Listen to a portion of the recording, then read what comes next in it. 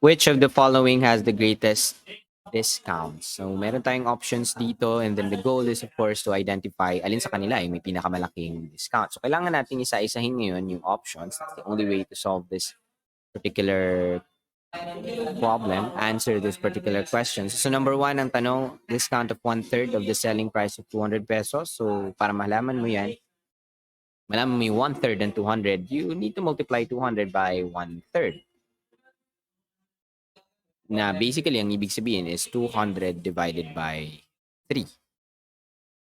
Kasi pag nag-multiply ka niyan, is just numerator to numerator, denominator to denominator. 200 times 1 is 200, 1 times 3 is 3.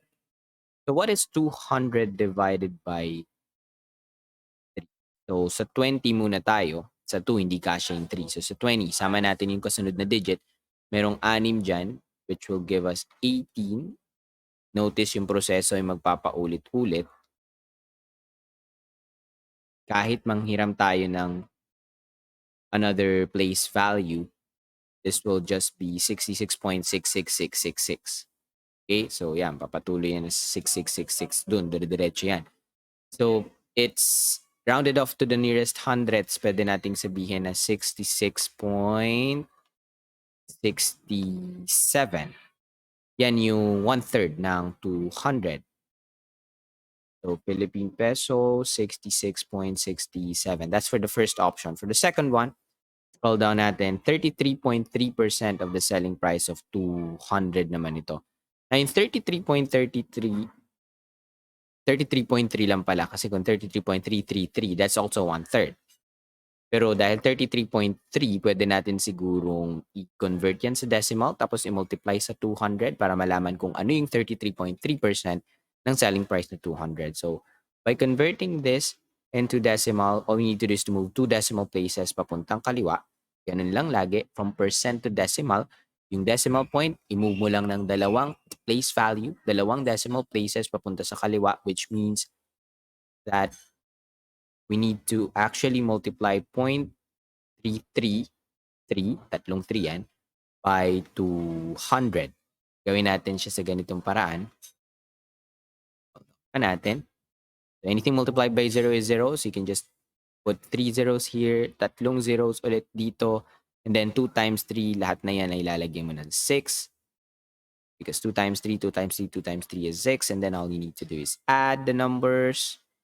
Notice, ganun din halos ang magiging sagot. Hindi lang natin i-round off ito sa nearest hundredths, pero i-finalize natin. You have to consider the decimal places na ginamit sa factors. Ito yung factors, yung numbers na pinag-multiply. So, merong 3 para sa kanila na i-apply mo rin dito. Ibig sabihin, ang final answer mo ay 66.6 pesos. Malinaw na sinabi kasi na 33.3%. Okay, so close. 66.67 ito, actually 6666, ni-round off lang natin. Ito naman ay 66.6.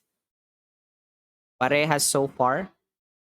Tingnan natin yung pangatlo. The third option says 0.3 discount ng selling price na 200. Same process. Multiply lang natin yung 200 sa 0.3.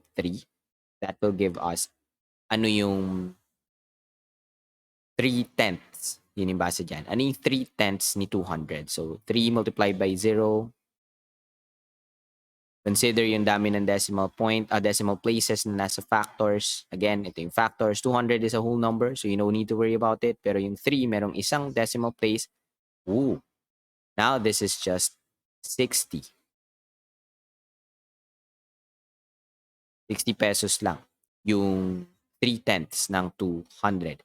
Habang yung isa naman ay literal nang sinabi, discount of 200.